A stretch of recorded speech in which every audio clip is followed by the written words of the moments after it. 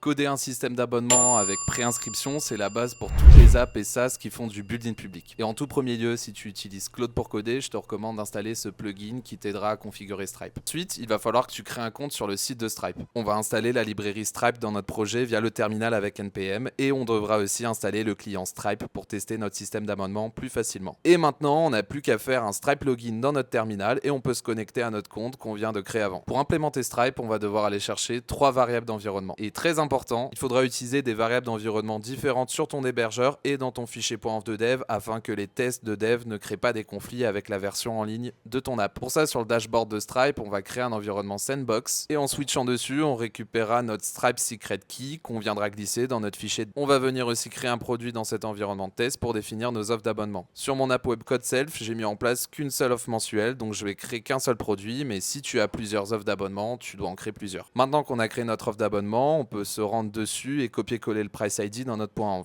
Il nous manque plus que notre variable d'environnement pour le webhook Stripe. En exécutant la commande dans notre terminal Stripe listen forward, suivi du pass de la route de notre webhook qu'on va créer juste après. Et on peut copier-coller la clé qui nous est affichée dans notre .env. Maintenant, on peut commencer à coder notre système d'abonnement en créant d'abord notre Stripe client dans un fichier stripe.ts. Alors tu peux choisir d'exporter simplement la constante Stripe et déclarer le module. Par optimisation, je viendrai créer un singleton pour m'assurer que le client soit bien déclaré qu'une fois au démarrage du serveur et seulement pour les routes API qu'il utilise. Maintenant, on va devoir créer la redirection vers la page checkout. Dans la doc de Stripe, ils utilisent une route API, mais cependant, sur la dernière version de Next.js, on peut créer les actions serveurs directement dans des fichiers action.t. Celle-ci est toute simple. On viendra juste récupérer l'ID de notre ou nos offres d'abonnement et l'URL de base de notre app qu'on viendra balancer dans une session checkout de Stripe qu'on pourra créer en utilisant le Stripe Client. Pour la période de préinscription gratuite de mon app, je viendrai définir une constante release date qui représentera la date de sortie. Et je viendrai la mettre dans l'attribut trial end. On pourra utiliser le redirect de Next à la fin vers le lien URL qui a été créé pour notre session. Je viendrai utiliser la librairie NextSafeAction pour wrap cette action serveur et la déclarer dans un client component avec le useAction où je viendrai créer le bouton qui redirigera vers la page Stripe en lui balançant cette action serveur que je viens de créer. Et maintenant, quand on clique sur notre bouton de notre page pricing, on est redirigé vers la page du checkout Stripe. Il ne nous reste plus qu'à pouvoir gérer la réponse du formulaire et le statut de notre abonnement par rapport à notre utilisateur. Et c'est ce qu'on verra ensemble dans la partie 2. Si tu as envie d'aller plus loin que l'IA, abonne-toi.